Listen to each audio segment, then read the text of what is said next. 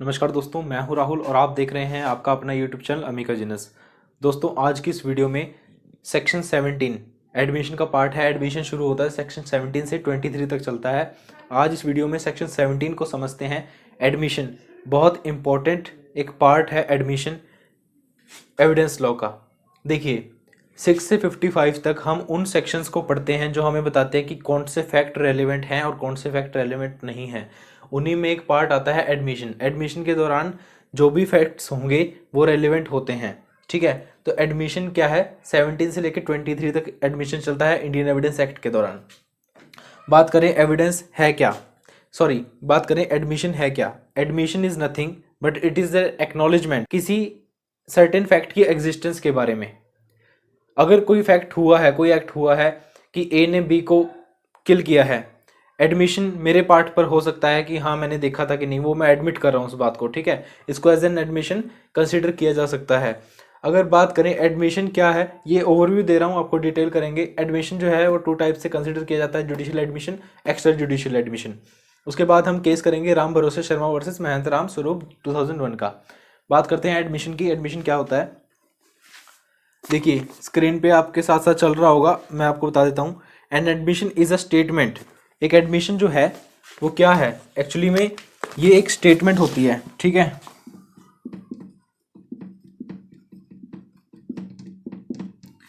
Statement है जो कि ओरल भी हो सकती है या डॉक्यूमेंट्री भी हो सकती है।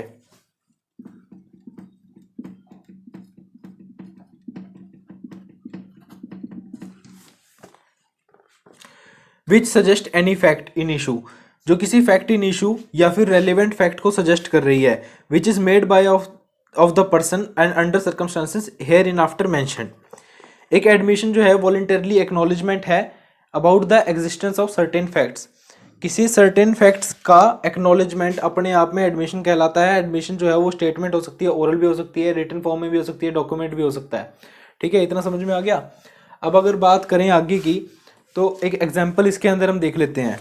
देखिए, एक एग्जाम्पल देता हूँ आपको, उससे थोड़ा क्लियर होगा, आपको पता चलेगा कि क्या हम इसमें बताना चाहते हैं। एक्चुअली इसमें एक एग्जाम्पल है कि ए जो है, ए इसको सू किया जाता है, सूड फॉर रिकवरी ऑफ लोन।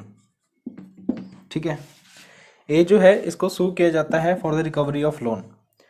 अब ये जब इसकी अकाउंट बुक्स चेक की जाती हैं, ठीक है, जब इसकी अकाउंट बुक चेक की जाती है तो वहां पर जो स्टेटमेंट मिलती है, वेदर डेबिट हो या क्रेडिट हो, अमाउंट जो भी मिलती है, अगर मिलता है कि हाँ एक्चुअली में इसके खाते में पैसे ट्रांसफर किए गए हैं, तो यहाँ से वो एडमिशन हो जाएगा अपने आप में कि हाँ इस पर्सन ने लोन लिया था और इसकी लाइबिलिटी अराइज हो जाएगी।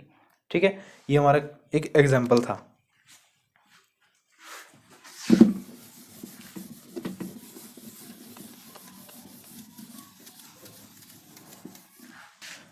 राम भरोसे शर्मा वर्सेस महंत राम स्वरूप के केस में कोर्ट ने ये बताया कि अगर एडमिशन जो स्टेटमेंट है, एडमिशन की जो स्टेटमेंट है, वेदर ओरल हो, डॉक्यूमेंट्री फॉर्म में हो, जो भी एडमिशन वहाँ पे हो रहा है, अगर वो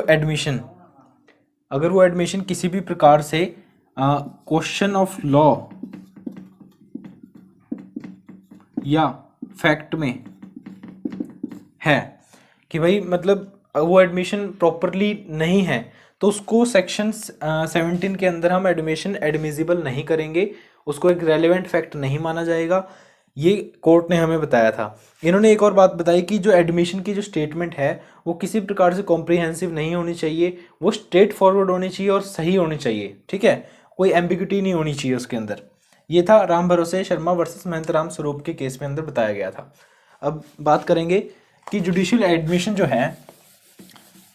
जो है वो 2 प्रकार के हैं। एक तो हैं जुडिशियल एडमिशन, दूसरे हैं हमारे एक्स्ट्रा जुडिशियल। तो ये दोनों क्या हैं देखते हैं।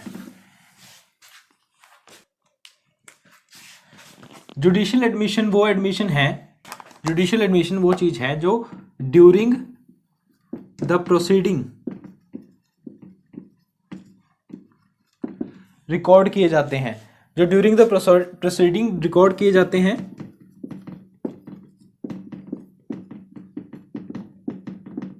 ठीक है। और अगर एक्स्ट्रा जुडिशियल की बात करें,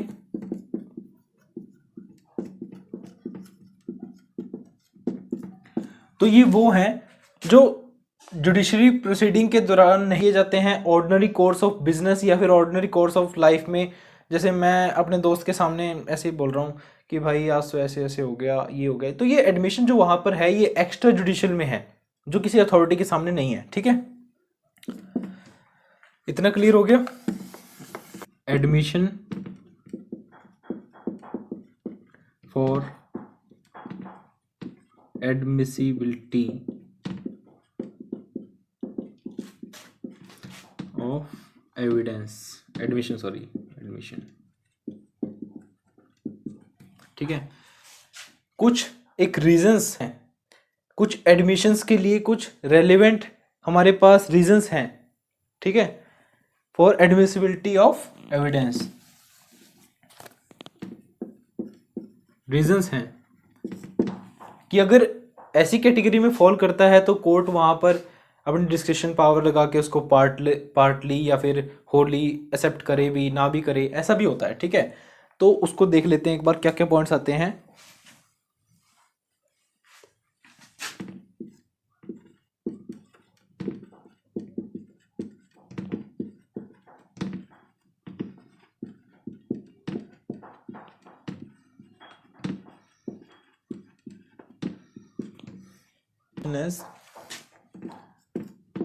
admission as evidence against contradictory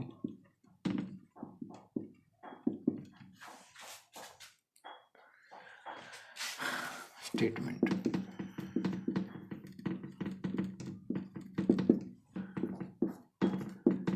admission as evidence of truth। तो गाइस यहाँ पर हमारे पास है रीजन फॉर ऑफ एडमिशन।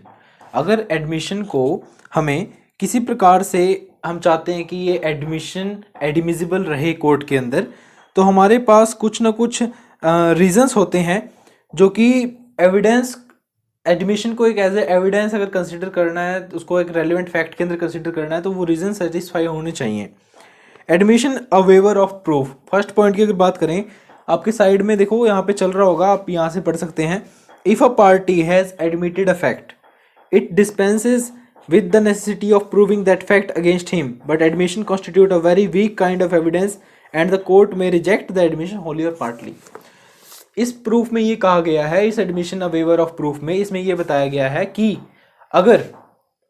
अगर हमारा किसी भी प्रकार से हमारा जो एविडेंस है, एडमिशन जो है वो एक वीक एविडेंस है, ठीक है, तो कोर्ट उसको चाहे तो पार्टली एक्सेप्ट करे या होली एक्सेप्ट करे या ना भी करे, अगर वीक एविडेंस लग रहा है एडमिशन किसी का, ठीक है।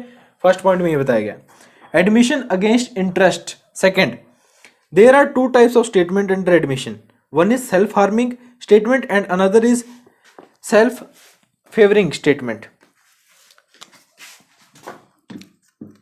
सेल्फ हार्मिंग, सेल्फ फेवरिंग, ठीक है।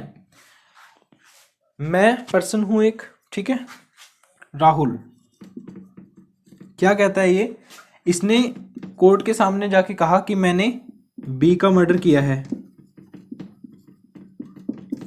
कन्फेस कर रहा है जज के सामने, मैजिस्ट्रेट के सामने। अब ये जो मर्डर इसने किया है, ये कह रहा है कि हाँ मैंने मर्डर किया है, ये अपने आप को नुकसान पहुंचा रहा है, सेल्फ हार्मिंग स्टेटमेंट के अंदर है, ठीक है। कोर्ट ये प्रिज्यूम कर लेगा कि हाँ भाई इसने किया होगा, तभी ये कह रहा है, नहीं अपना नुकसान कौन करता है, ठीक है। लेकिन सेल्फ फेवरिंग की अगर बात करें कि सेल्फ फेवरिंग, मैं अपने ही फेवर में कुछ बात कर रहा हूं कि नहीं सर मैं वहां पे था नहीं, तो बर्डन ऑफ प्रूफ तो मेरे ऊपर है, वैसी बात, पहली बात तो सेल्फ फेवरिंग। तो यहां पर एडमिशन अगेंस्ट इंटरेस्ट की बात हो रही है। दो स्टेटमेंट का हमें पता चल गया, दो प्रकार की स्टेटमेंट होती हैं, जिसमें कि सेल्फ हार्मिंग स्टेटमेंट होती है और दूसरी होती है सेल्फ सर्विंग स्टेटमेंट या फिर सेल्फ फेवरिंग कह सकते हैं। Self harming statements are suppose to be true.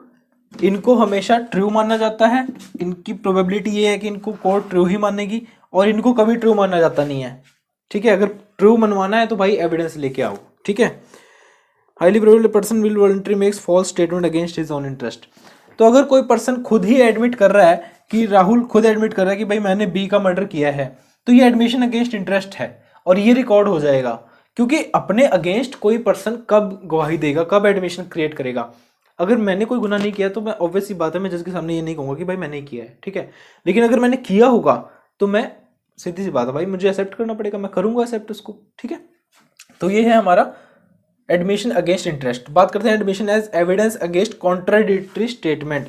अगर कॉन्ट्राडिक्टरी स्टेटमेंट के against A sues B upon a loan, his account book shows that loan was given to C, the statement in his account is an admission and is part it contradicts his case of B. देखिए,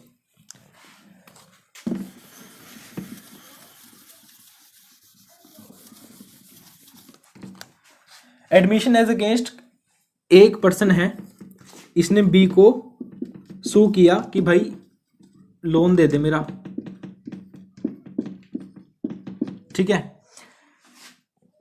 ये कहता है मैंने loan लिया ही नहीं। इसकी account book check की तो पता चला, इसकी अकाउंट बुक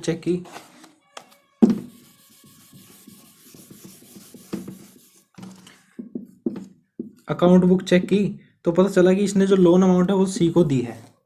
तो यहाँ पे जो स्टेटमेंट है, अपने आप में स्टेटमेंट आ रही है जो उसकी अकाउंट बुक से आ रही है कि सी को इसने लोन दिया था, तो ये बी से तो कॉन्ट्राडिक्टरी होगी, बी के केस से। तो ये अपने आप में एविडेंस है, एडमिशन हो रहा है यहां पर। ठीक है,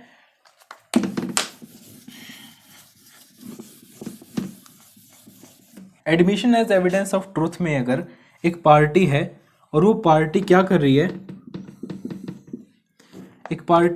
वो पार्टी क्या कर रही है, या तो वो अपने इंटरेस्ट में कोई बात कहे, ठीक है, इंटरेस्ट में, या फिर अपने अगेंस्ट में कहे।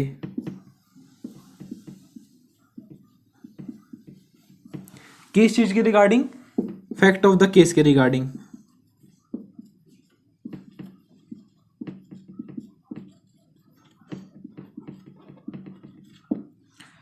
कोई भी पार्टी है, या तो वो फैक्ट ऑफ केस के रिगार्डिंग अपने इंटरेस्ट में कोई बात कहे या अपने अगेंस्ट में कोई बात कहे, उस स्टेटमेंट को रेलिवेंट स्टेटमेंट मान के एडमिशन माना जाता है सेक्शन 17 के अंदर। ठीक है, ये था हमारा इतना पार्ट जो हमने अभी रीजंस इसके क्लियर किए हैं। एक हमारा आता है एडमिशन बाय कंडक्ट।